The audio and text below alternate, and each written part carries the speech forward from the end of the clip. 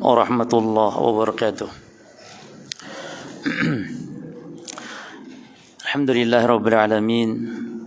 Wassallallahu wasallam wa baraka ala nabiyyina Muhammadin wa ala alihi wa ashabihi wa tabi'in wa man tabi'ahum bi ihsanin ila yaumiddin wa sallama tasliman katsira, amma ba'd. Para jamaah kaum muslimin wal muslimat rahimani wa rahimakumullah. Kita ada beberapa bab lagi, mungkin 3 bab berkaitan tentang manhaj atau metode bertalaqi dan metode beristidlal. Nanti dilanjut dengan bab yang kedua, ya, berkaitan tentang pembahasan bid'ah.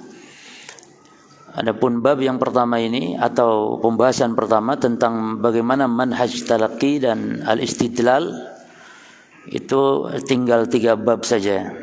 Sekarang halaman 51.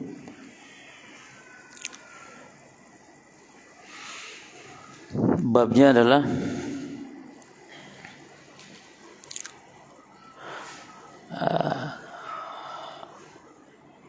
Taib. Kalau kita kasih nomor 23 babnya, ya, 23, bab tarki al-ifta bir-ra'yi al-mujarradi. Bab meninggalkan berfatwa dengan ra'yu semata-mata. Qala al-muallif hafizahullah ta'ala, qala ta'ala wa la taqfu ma laysa laka bihi ilmun. Muallif membawakan satu ayat dan ada beberapa asar dari para salaf dan satu hadis Rasul sallallahu alaihi wasallam. Adapun ayat adalah firman Allah di surah Al-Isra ayat 36. Allah Ta'ala berfirman, wala takfu, dan jangan kalian ikuti ma laisa laka bihi ilmun, yang kalian tidak ada ilmu tentangnya. Jadi ini ayat kaitan dengan bab apa? Tidak boleh seorang muslim untuk berfatwa dengan ra'yu, tapi harus dengan dalil, dengan ilmu. Demikian pula hadis Abdullah bin Amr bin Al-As radhiyallahu anhuma. Qala, dia berkata, sami'tu Nabiyya sallallahu alaihi wasallam, saya mendengar Nabi SAW bersabda, yaqulu innallaha la yanzul ilma, sesungguhnya Allah tidak mencabut ilmu ba'da an a'tuqumuhu intiza'an, setelah Allah memberikannya ilmu itu, Allah tidak mencabut secara sekaligus. Walakin yantazi'uhu minhum, tapi Allah mencabut ilmu di antara atau dari mereka itu ma'a qabdil ulama bi'ilmihim, yaitu dengan diwafatkannya para ulama. Lalu kalau para ulama banyak yang meninggal, fayabqa nasun juhalun, sehingga tinggallah orang-orang yang jahil. Nah, orang yang jahil ini yustaftawna, dimintai fatwa, fayubtuna bi ra'yihim, lalu mereka berfatwa dengan ra'yunya, fayudillun wa yadillun, sehingga akhirnya mereka menyesatkan, sesat dan menyesatkan. Jadi sesatnya itu bukan untuk dirinya saja, karena diulamakan dia sehingga menyesatkan orang lain. Tapi kalau orang jahil yang sesat, ya, tidak berfatwa, dia jahil untuk dirinya, sesat untuk dirinya. Tapi ketika tokoh ditokohkan, sebagaimana dalam hadis yang lain, akhirnya manusia akhirnya mengambil fatwa dari siapa? Orang tokoh-tokoh yang jahil, sehingga mereka sesat dan menyesatkan. Kemudian asar dari para salaf, di antaranya Imam Ibnu Sirin, ya, an Ash'ath an Ibnu Sirin radhiyallahu rahimahullah. Kata Imam Ibnu Sirin, annahu kana la yaqulu bi ra'yihi illa syai'an sami'ahu, bahwasanya dia tidak berbicara dengan ra'yunya kecuali sesuatu yang dia dengar, yakni dari dalil. Illa syai'an sami'ahu. Demikian pula qala al-A'mash, ma sami'tu Ibrahim, yakni an-Nakhai, yaqulu bi ra'yihi fi syai'in qat. Aku tidak pernah mendengar Ibrahim yakni ulama besar dari kalangan ulama salaf, namanya Ibrahim an-Nakhai, yaqulu, dia berkata bi ra'yi, dengan ra'yinya. Enggak pernah sama sekali. Dalam segala hal apapun dalam agama ini, tidak pernah aku dengar yakni Ibrahim an-Nakhai berfatwa dari ra'yunya. Wa qala Qatadah ma qultu bi ra'yi mundu thalathun sanatan, ya. Yang benar salasin. Aku tidak mendengar, aku tidak berkata dengan ra'yuku sejak 30 tahun. Jadi selama 30 tahun aku tidak pernah berkata dengan ra'yu. Nah, dari riwayat dan ayat Al-Quran serta dari hadis ini para jemaah sekalian, apa pelajaran yang bisa diambil? Al-ula, yang pertama, an-nahyu 'anil futya bila ilmin. Ayat dan hadis tadi menunjukkan, termasuk perkataan para salaf, adalah an-nahyu, larangan, anil futya bila ilmin, larangan berfatwa tanpa ilmu. Sampai-sampai Imam Malik, seorang Imam Malik jemaah, 40 pertanyaan, beliau jawab cuma 3. Sisanya Imam Malik mengatakan la adri, la adri, la adri, la adri, la adri. Ya. Padahal ini orang jauh datang dari Khurasan ini, membawa 40 pertanyaan dari kaumnya, datang ke Imam Malik, malah Imam Malik mengatakan, ya ini cuma 3 yang dijawab, sisanya la adri. Maka tidak segan-segan para ulama untuk berkata la adri, tidak tahu. Ya. Dan orang itu mengatakan, bagaimana saya jawab kepada kaum kami, kaum saya nanti? Kata Imam Malik, katakan Malik la yadri syai'a. Katakan Malik enggak tahu sesuatu. Ya. Ini menunjukkan kehati-hatian para ulama dalam berbicara tentang ilmu, berbicara tentang agama, berbicara tentang fatwa. Taib. Asaniyah, yang kedua, annal ifta'a birra'yi sababun lidhalali wal idlal. Bahwa berfatwa dengan ra'yu, maknanya berarti dengan tanpa ilmu, ini sebab kesesatan dan sebab penyesatan. Ya. Selain dirinya sesat juga menyesatkan. Idlal ini menyesatkan orang lain. Nah, as-salisatu, yang ketiga dari pelajaran ayat, hadis serta kalam para salaf di atas adalah al-hirsu ala ittiba'il athar. Al-hirsu ini semangat, bersungguh-sungguh kita dalam berpegang teguh dengan al-athar, yakni dengan dalil. Ya. Jadi seorang muslim dalam beragama harus selalu kritis. Al-hirs, senantiasa semangat untuk berpegang teguh kepada athar, dalil, maknanya ini hadis, sunnah. Kemudian yang keempat, ar-rabi'ah, ta'zimu salafi li sunnah. Para salaf dahulu demikian mengagungkan sunnah. Sunnah yakni dalil petunjuk dari Nabi sallallahu alaihi wasallam.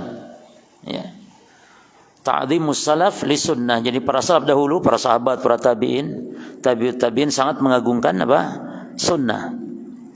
Dan ini sudah kita baca sebelumnya, bab sebelumnya tentang kewajiban mengagungkan sunnah. Al-khamisah, terakhir yang kelima, dhammul ara al-mujarradah. Dhammul ara al-mujarradati wa ghair mabniyati 'ala al-kitabi wa sunnah. Celaan ra'yu semata-mata yang tanpa dibangun, ghairil mabniyah 'ala al-kitabi wa sunnah. Pada pembahasan akal dulu jemaah, akal kita ini bukan enggak boleh sama sekali dijadikan sebagai dalil, bukan. Tapi maknanya akal ini adalah mengikuti apa? Wahyu. Jangan dijadikan yang utama. Nah, kesalahannya kaum aqlaniyun atau kaum ahlul kalam, mereka menjadikan akal itu sebagai imam, sebagai penentu terhadap wahyu. Jadi kalau wahyu sesuai akal diterima, kalau tidak sesuai akal ditolak. Imma ditakwil, imma didustakan. Kalau hadis dikatakan lemah hadisnya. Kan berapa banyak sekarang ini di antara kelompok-kelompok Islam sekarang, salah satu ormas juga itu pernah dan sampai sekarang keyakinan dia adalah hadis-hadis berkaitan tentang an-niyabah dalam ibadah, seperti menghajikan orang tua atau orang lain, atau mengumrohkan orang lain. Ini babnya bab niyabah. Kata dia hadis-hadis semua itu adalah hadis yang lemah semuanya, bertentangan dengan firman Allah, wa an laisa lil insani illa ma sa'a. Manusia tidak mendapatkan kecuali apa yang telah dia usahakan. Jadi hadis-hadis tentang mengibadahkan orang lain yang telah meninggal itu dihapuskan, dan hadis semuanya ditolak. Nah, ini termasuk di antara bentuk apa? Di antara bentuk menolak wahyu, walaupun tidak total ya, tapi menolak sebagian wahyu karena sebab dianggap bertentangan. Jadi kata mereka ayat ini mutlak, padahal hadis-hadisnya sahih. Seperti Nabi bersabda dalam hadis Bukhari, "Man mata wa alaihi siyam, shoma lahu waliyuhu." Siapa yang meninggal punya utang puasa, maka walinya mempuasakan. Wali di sini boleh, yakni maknanya kerabat mayit, baik yang ahli waris ataupun yang tidak ahli waris. Jadi ahlinya mempuasakan. Ya, ini semua ditolak hadis-hadis sahih ini.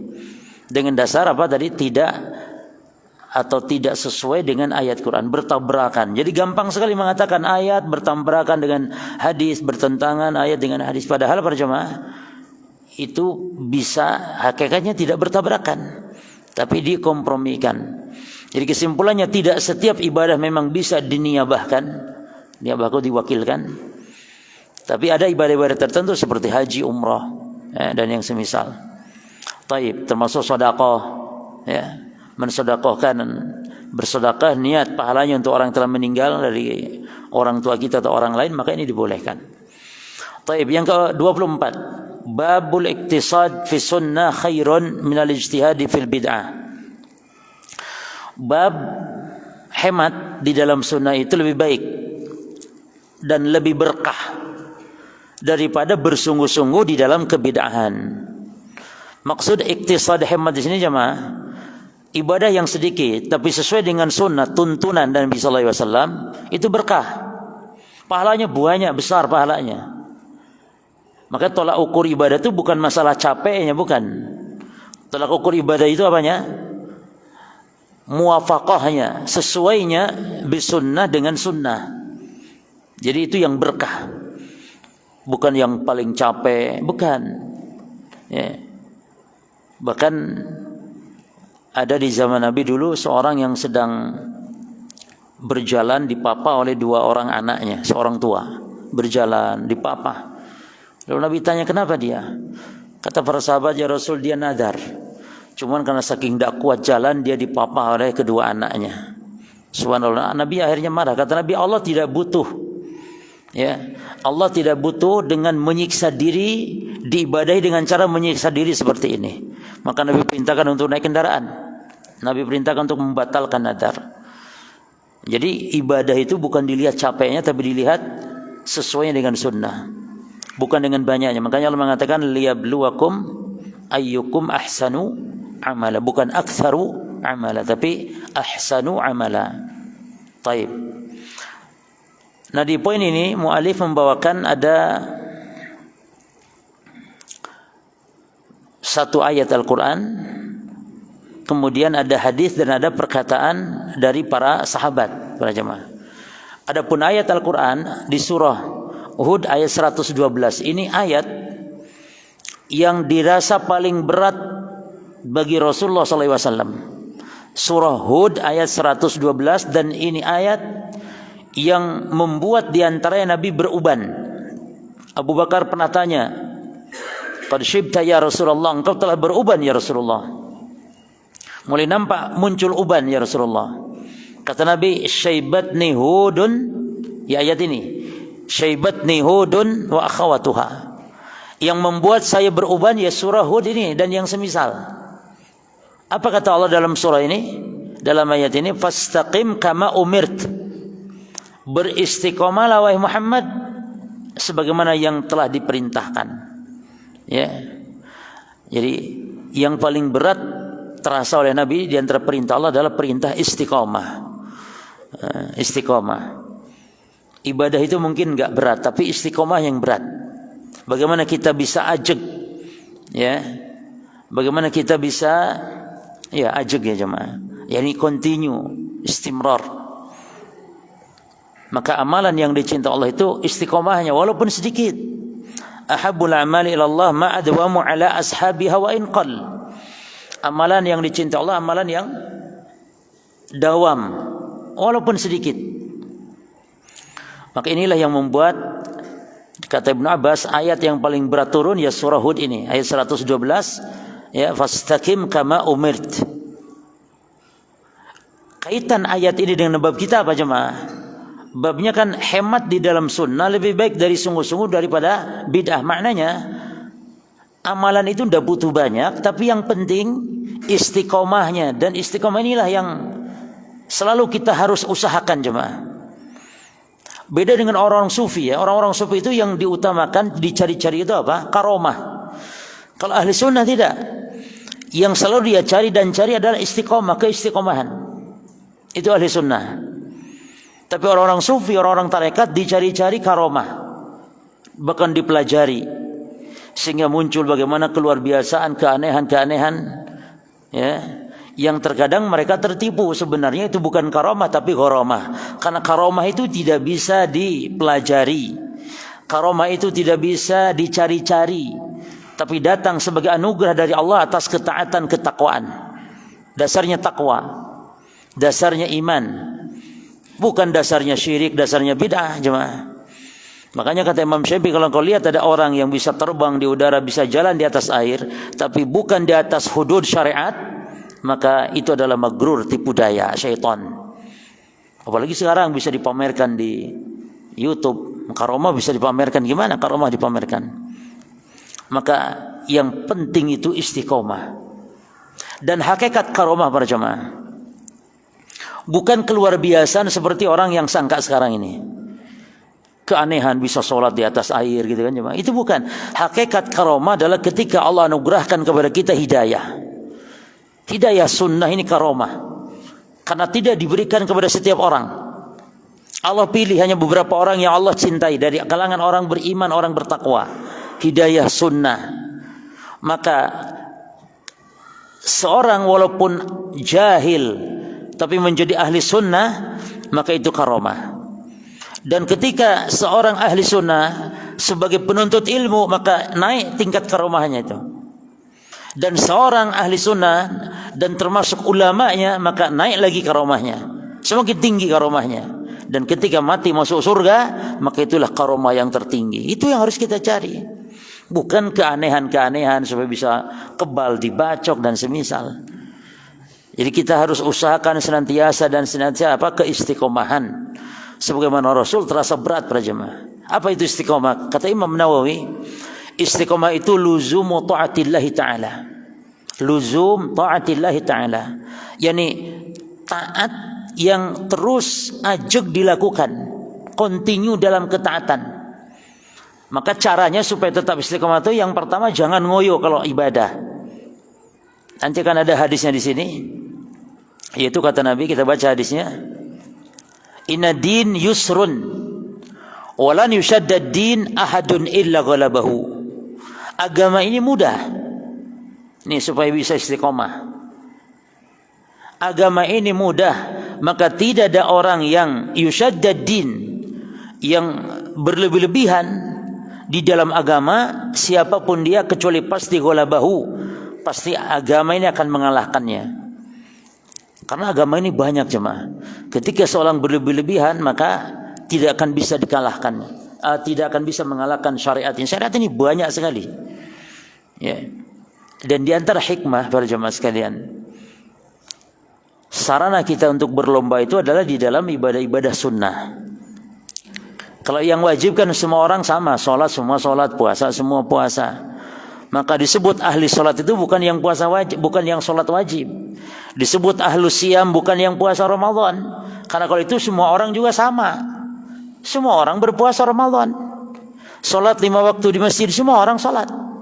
Yang disebut ahli sholat adalah ketika dia berlombanya dalam ibadah-ibadah sunnah. Nah, disitulah kita berlomba. Mana yang banyak? Kalau banyak berarti ahli sholat. Dan setiap orang tidak harus sama jemaah.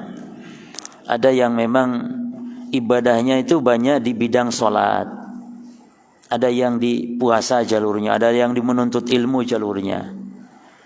Nah itu kita harus mana yang cocok. Tidak semua orang bisa. Mungkin si fulan puasa Masya Allah jagonya dia, yang satu lagi kalau puasa lemes jemaah. Kadang malah mencret, sakit, dah karu-karuan nek puasa malah sakit. Ya, tapi yang satu ini Masya Allah kuat. Tapi yang satu ini di ilmu, Kalau sudah menuntut ilmu jauh pun dikejar, Masya Allah. Ada lagi yang disodakoh, kurang dia solatnya tapi sodakohnya.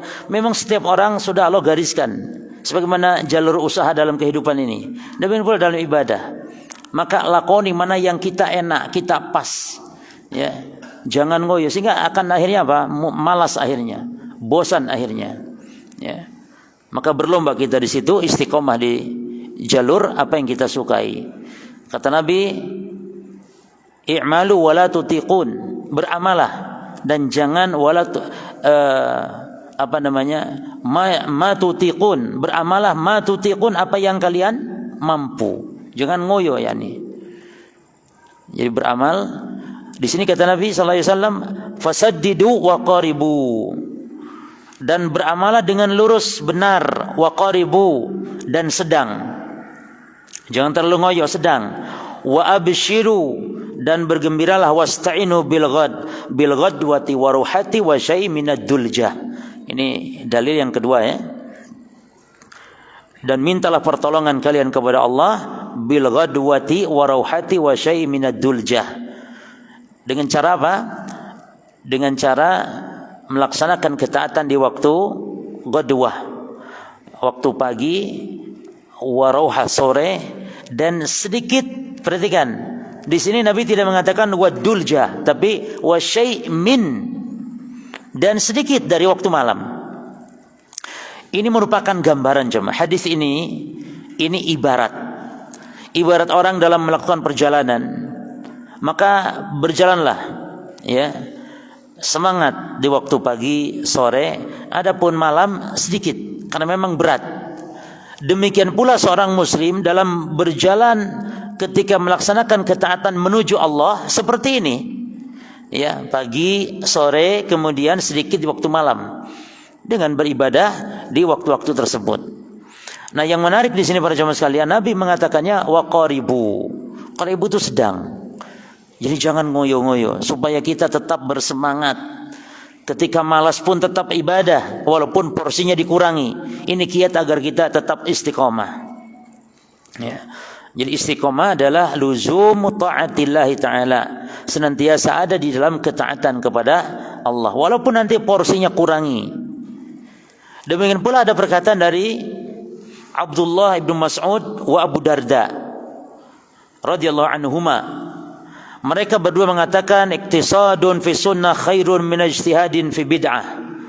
Hemat di dalam sunnah, sedikit ibadah dalam sunnah lebih baik daripada banyak sungguh-sungguh tapi di dalam kebid'ahan. Dan sudah sunatullah jemaah ya. Amalan-amalan bid'ah itu memang buahnya.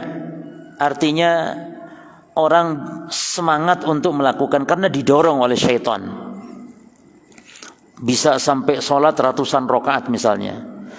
Seperti sholat alfiyah itu ya. Sholat alfiyah itu sholat 100 rakaat di malam nisfu Sya'ban, membaca kulhu di setiap rakaat 10 kali. Sehingga disebut 1000 kulhu.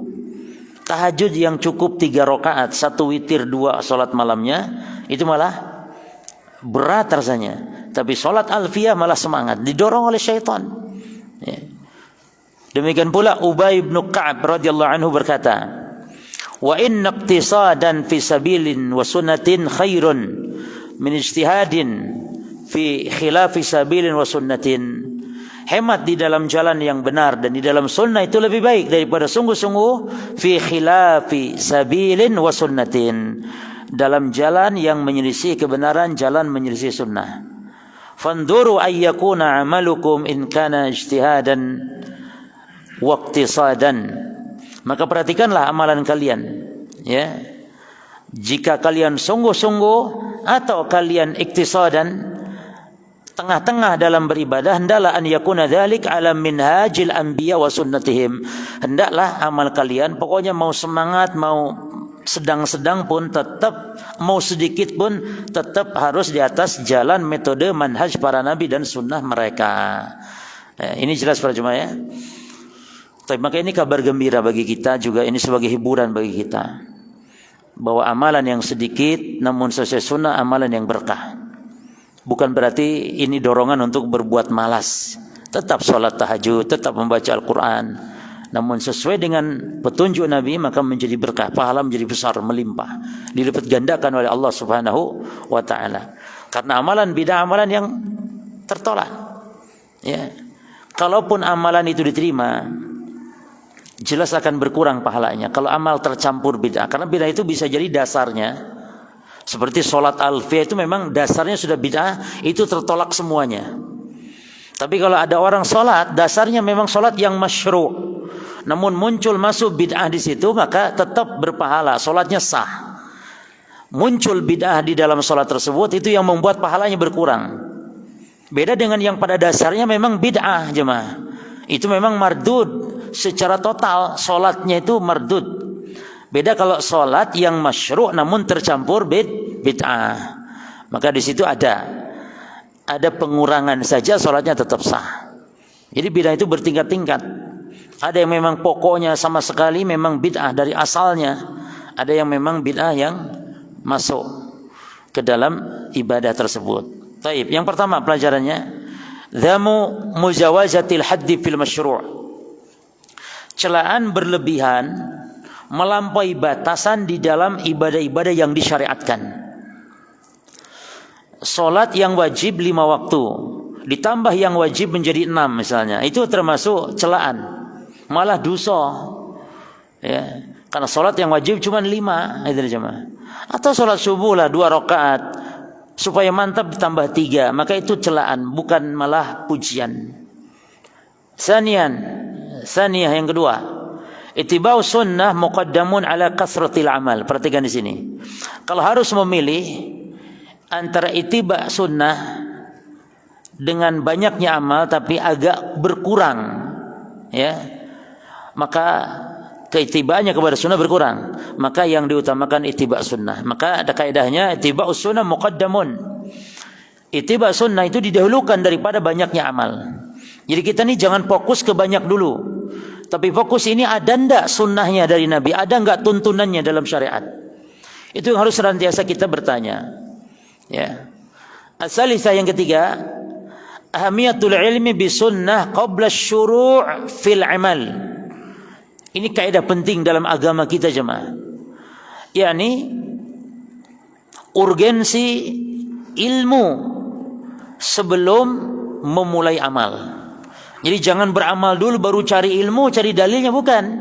Dalil dulu ada baru beramal. Ini kaidah kita. Jangan yang penting ibadah ikut-ikutan, ada ndak tidak dalil wis opo jare engko nanti aja, pas ditanya dalil mbuyono apa ora, dicari akhirnya. Pas ndak ada, akhirnya cari pembenaran. Oh, ora apa-apa, masih ndak ono, ndak apa-apa wis. Sing penting api, akhirnya ngono aja mah. Maka ahamiyatul ilmi bi sunnah qabla syuru'i fil amal.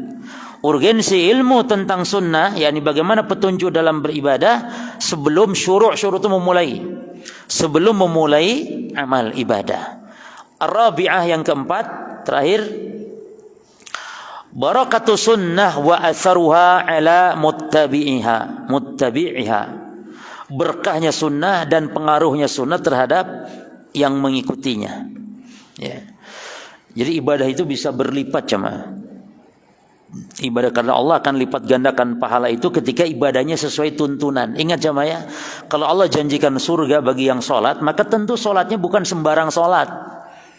Kalau Allah janjikan pahala ampunan kepada suatu amalan, bukan sembarang amal, tapi amal tentu yang terpenuhi syaratnya.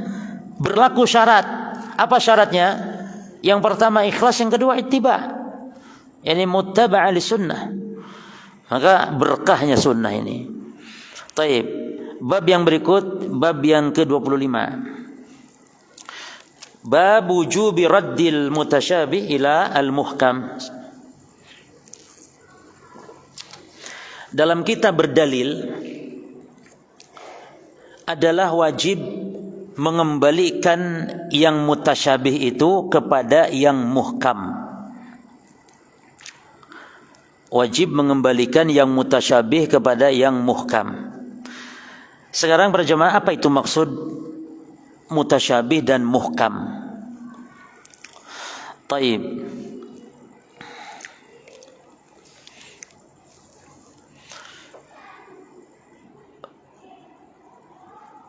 Al-Quran kandungannya itu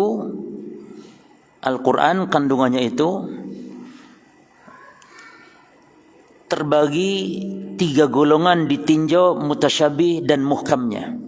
Saya ulangi lagi, Al-Quran ditinjau dari muhkam atau mutasyabihnya itu terbagi 3. Yang pertama, Al-Quran itu semuanya muhkam. Al-Quran kulluhu muhkam. Mana dalilnya? Dalilnya di surah Hud ayat 2. Alif lam ra kitabun uhkimat ayatuhu summa fusilat min ladun hakimin khabir. Jadi Al-Quran semuanya muhkam. Apa arti muhkam jemaah? Muhkam itu artinya jelas. Muhkam itu artinya ma wadaha ma'nahu falam yaltabis ala ahad. Atau al-muhkam artinya huwa alladhi yufham ma'nahu min lafdhihi wala yahtaju ila bayan. Muhkam artinya yang maknanya dipahami, lafadznya, maknanya dipahami, tidak butuh penjelasan. Atau muhkam itu jelas, tidak ada tersamarkan kepada siapapun, hatta orang bodoh sekalipun. Itu muhkam. Adapun mutasyabih berarti lawan dari muhkam. Artinya mutasyabih yani huwa alladhi la yufham ma'nahu min lafdhihi, yang maknanya tidak dipahami, bal yahtaju ila bayan, yang butuh kepada penjelasan. Ya, itu mutasyabih. Nah, thariqah ahli sunnah dalam mensikapi ayat atau hadis para jemaah, itu yang mutasyabih itu dikembalikan kepada yang muhkam. Dikembalikan kepada yang muhkam. Jadi yang samar-samar itu dikembalikan kepada yang muhkam. Nah, sekarang dari mana ini tadi kembali kepada pembagian bahwa Al-Quran kandungan ditinjau mutasyabih dan muhkamnya terbagi 3. Yang pertama, Al-Quran semuanya muhkam, ditinjau dari tinjauan, satu tinjauan. Atau Al-Quran semuanya muhkam, yang pertama dulu ya. Dalilnya mana tadi? Surah Hud ayat berapa? Ayat 2. Ini semua dalam Quran ini rinci sudah. Al-Quran semuanya muhkam, yakni maknanya itu jelas. Ya. Tidak ada kontradiksi. Walau kana min 'indi ghairillahi lawajadu fihi ikhtilafan katsira. Seandainya bukan dari Allah, niscaya akan didapati perselisihan yang banyak Quran.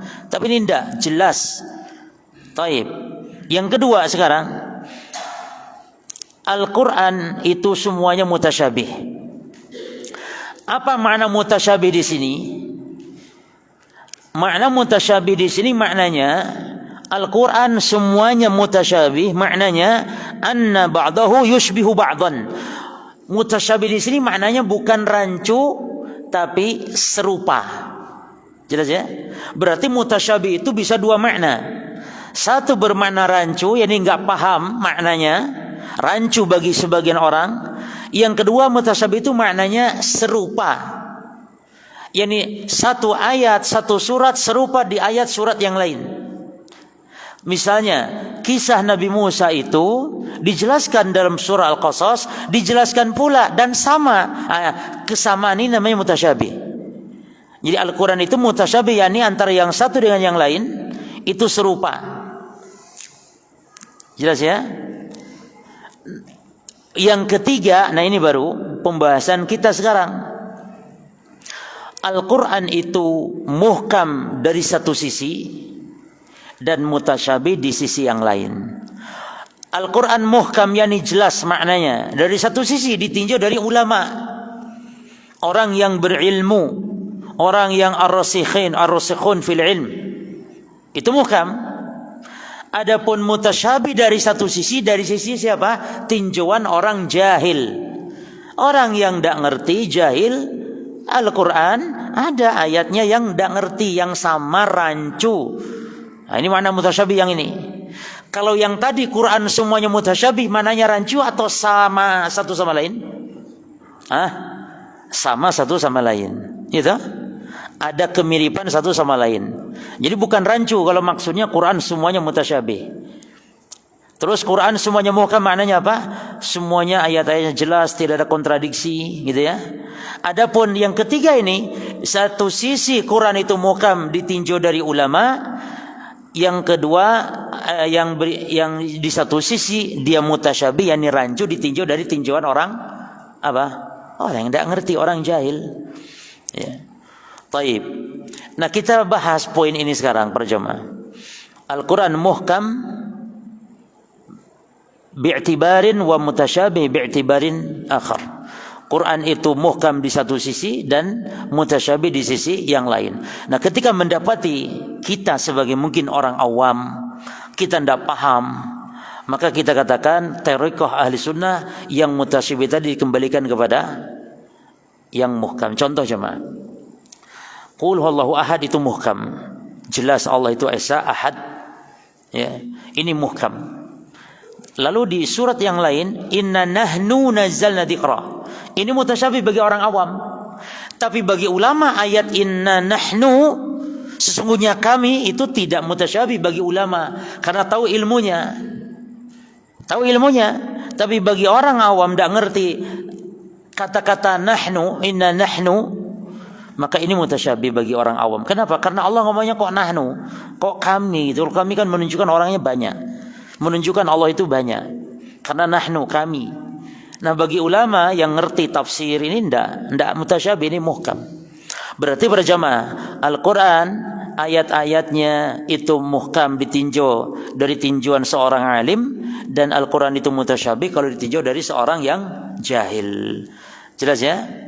Jadi muhkam itu nas-nas yang dipahami maknanya, tidak butuh kepada dalil yang lain, penafsiran, tidak butuh kepada penjelasan.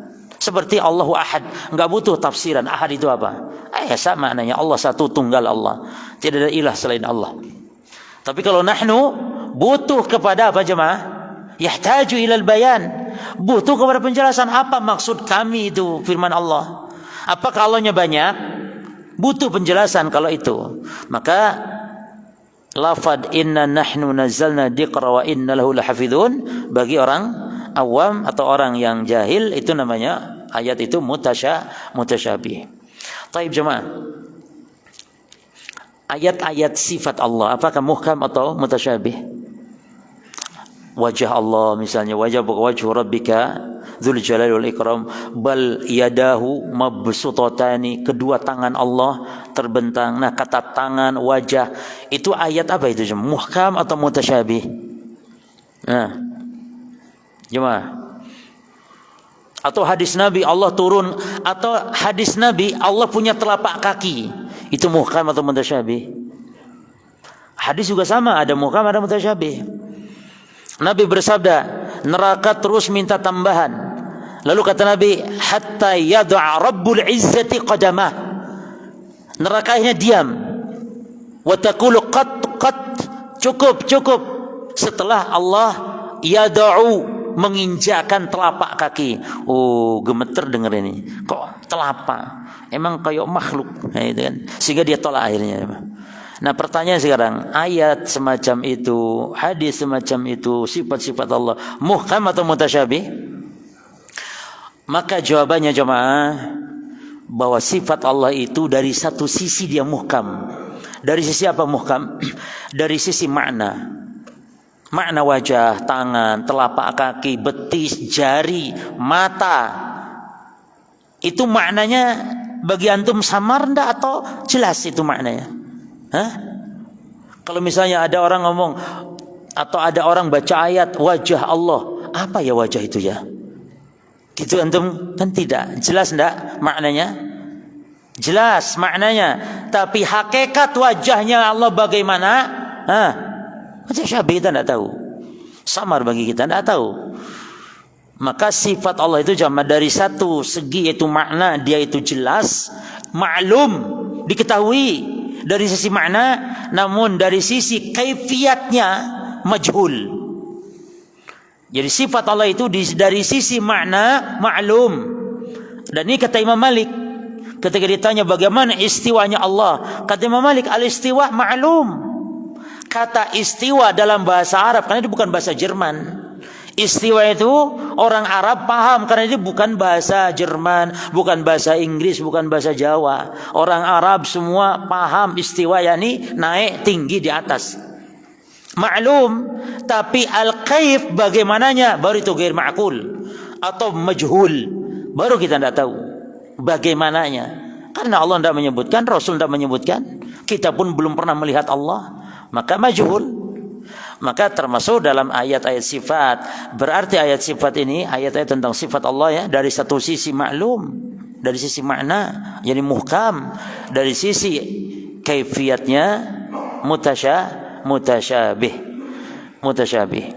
Nah, di sini para jamaah sekalian, jenengan kalau mendapati ayat yang jenengan tidak paham atau hadis yang tidak paham, berarti bagi jenengan itu mutasyabih. Sampai bagi saya ini, sikap kita bagaimana? Ini tadi kaidahnya. Sikap kita ya sudah, jangan dipikirin yang kita tidak paham, kita kembalikan kepada yang muhkamnya. Jelas. Seperti jenengan tidak tahu apa arti nahnu dalam ayat Al-Quran, kami. Maka kita jangan pedulikan, ya sudah. Kita tidak peduli, kita imani. Ini Allah berfirman, inna nahnu.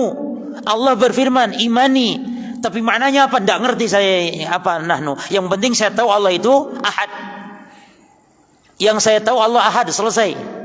Jangan kita pikirin, kita mikir sendiri. Akhirnya apa? Stres ya, Pak.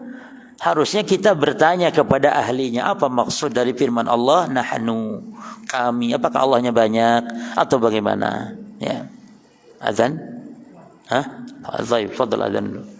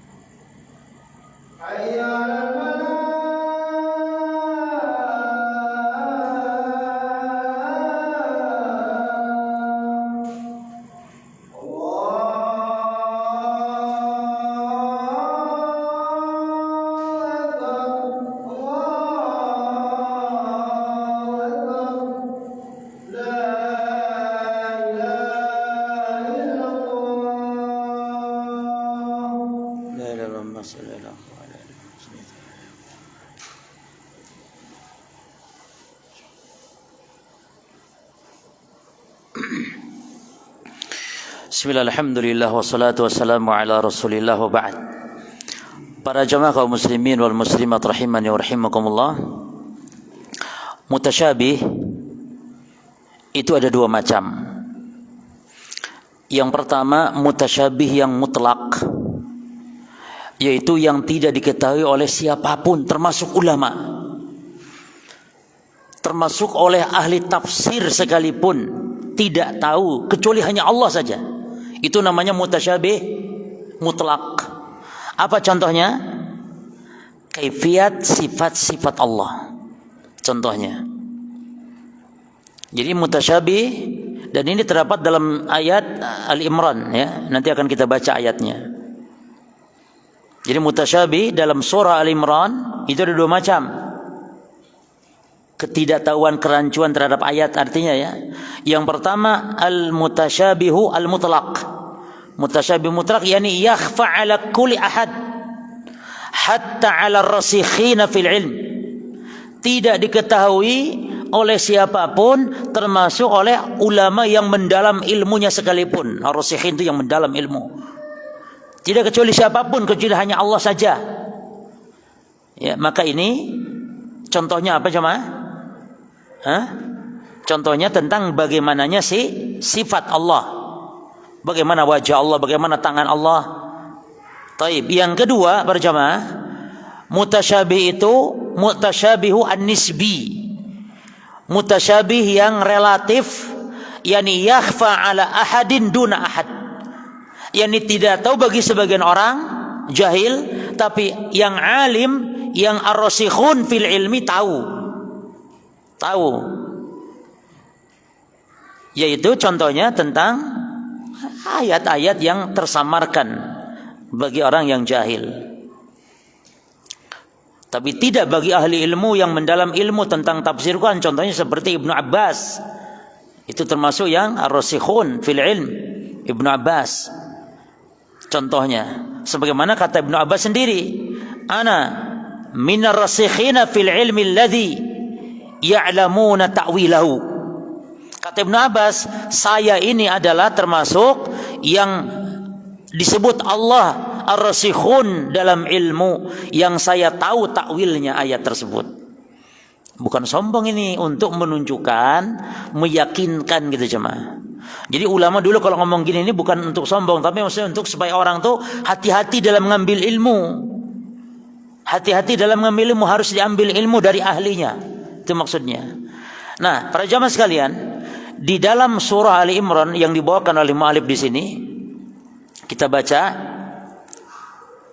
yaitu surah Ali Imran, ya, ayat yang ke-7 para jemaah. Itu Nabi SAW kata Aisyah pernah membaca ayat ini. Itu ayat ini bunyinya, huwallazi anzala alaikal kitaba. Dialah Allah yang telah menurunkan kepada Muhammad al-kitab, yakni Al-Quran. Minhu ayatun muhkamatun hunna umul kitab. Itu diantaranya ada ayat-ayat yang muhkamat dan dia adalah induknya Alkitab. Ini menunjukkan kalau yang mutasyabih harus dikembalikan kepada yang muhkam karena itu induknya. Kan semua itu kembali kepada induknya. Maka yang muhkam itu disifati induknya. Jadi mutasyabih itu dikembalikan kepada induknya. Ibu kota itu berarti seluruhnya kota-kota yang ada di negeri itu kembali ke situ. Lalu wa ukharu mutasyabihat. Perhatikan. Dan yang lain dari ayat ada yang mutasyabih. Fa ammal ladzina fi qulubihim zaygun, adapun orang yang sesat dalam hatinya ada penyimpangan, maka dia akan fatabi'una ma tasyabaha minhu. Dia akan mengambil yang mutasyabih. Supaya apa jemaah? Karena kalau yang muhkam itu tidak bisa diotak-atik. Tapi yang mutasyabih karena masih banyak tafsir, multi tafsir mutasyabih ini bisa untuk diarahkan kepada hawa nafsunya atau kebid'ahannya supaya didukung oleh ayat. Maka ahli bid'ah senang dengan ayat-ayat mutasyabih. Yang muhkam tidak bisa diotak-atik masalahnya. Maka kata Allah, orang yang di dalam hatinya ada penyimpangan akan ikut yang mutasyabih. Mutasyabinhu. Tujuannya apa? Ibtighu al-fitnah wa ibtighu ta'wilih. Tujuannya ya membuat fitnah atau mentakwil-takwil supaya cocok dengan seleranya. Ayat ini cocok nih karena ini mutasyabih, multi tafsir. Perhatikan, wa ma ya'lamu ta'wilahu illallah. Nah, kalau sampai di sini berhenti baca, jadi boleh baca berhenti sampai situ. Wa ma ya'lamu ta'wilahu illallah. Kalau sampai di situ berhentinya, maka ini maksudnya mutasyabih yang mutlak. Tidak ada yang tahu kecuali hanya Allah. Tapi kalau berhenti, bacanya dilanjut, wa ma ya'lamu, dan tidak ada yang tahu ta'wilahu, tafsirnya, ilallah warasikhuna fil ilmi, tidak ada yang tahu takwilnya ayat mutasyabih ini kecuali hanya Allah dan ulama yang rasikhun, contohnya Ibnu Abbas, contohnya ahli tafsir. Maka ini mutasyabih yang mana nih yang seperti ini? Mutasyabih yang nisbi, bukan yang mutlak. Kalau yang mutlak tadi hanya Allah yang tahu kan tentang sifat Allah misalnya. Ibnu Abbas pun tidak tahu. Ar-rasikhun fil ilmi pun tidak tahu kalau sifat Allah, kaifiatnya sifat Allah. Berarti itu mutasyabih yang mutlak. Itu berhentinya di mana bacanya? Wa ma ya'lamu ta'wilahu ilallah, berarti di situ. Kalau mau dilanjut warasikhuna fil ilmi, itu berarti mutasyabih yang mana? Yang nisbi, yakni sebagian orang tahu, sebagian tidak tahu. Ya, jelas ya? Nah, setelah membaca ayat ini, perhatikan kata Aisyah, Nabi bersabda, fa idza ra'aita alladzina yattabi'una ma tashabaha minhu. Kalau engkau lihat ada orang yang mengikuti ayat itu yang mutasyabih, yang samar tadi, yang multi tafsir tadi, maka kata Nabi, faulaika alladzina sammallahu fahdharuhum, maka itu adalah orang yang disebutkan oleh Allah dalam Al-Quran tadi, maka hati-hati. Artinya apa? Allah menyebut apa? Orang yang dalam hatinya ada penyimpangan. Itu berarti ahli sesat, ahli bid'ah, hati-hati. Itu maksud Nabi. Disinilah hadis menunjukkan kita wajib untuk menjauh, tidak boleh bermajlis dengan ahli bid'ah. Dan bermajlis bukan duduk seperti ini saja, bukan. Termasuk bermajlis dengan ahli bid'ah itu tidak boleh baca bukunya, tidak boleh buka situs internetnya. Karena tujuannya supaya tidak terpengaruhi dengan pemahaman sesatnya jemaah. Jadi bukan sekedar duduk bermajlis begini, enggak. Tidak boleh bermajlis dengan ahli bid'ah itu, yakni tidak boleh baca bukunya. Kalau ada bukunya bahkan dibakar. Dibakar, enggak boleh buku itu disebarkan. Buku ahli sesat, ahli bid'ah, tokoh kesesatan, tokoh kebid'ahan. Apalagi membelinya haram, menjualnya pun haram. Harusnya dibakar. Dibakar, bukan malah dibaca, bukan malah ditaruh di perpustakaan. Nanti antum meninggal, anak cucu antum baca. Lah, siapa yang dosa? Jelas jemaah? Baik, cukup insyaallah, nanti dilanjut perkataan Taus dan yang lain. 26, 27, 3 bab lagi jemaah. Selesai bab ini insyaallah. Wallahu a'lam. Subhanakallahumma bihamdika asyhadu an la ilaha illa anta astaghfiruka wa atubu ilaik. Assalamualaikum warahmatullahi wabarakatuh.